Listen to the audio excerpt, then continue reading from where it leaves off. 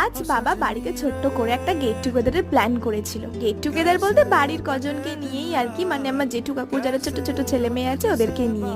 তো সকালবেলা আমি আর ভাই চলে গেছিলাম লিচু, আইসক্রিম এই সমস্ত জিনিসপত্র আনতে। আরো কিছু টুকটাক জিনিসপত্র কেনার ছিল। বাবা লিচু কিনতে গিয়ে সে কি ঘটনা, কতগুলো দোকান ঘুরে ঘুরে শেষমেশ একটা ভালো লিচু পেয়েছি।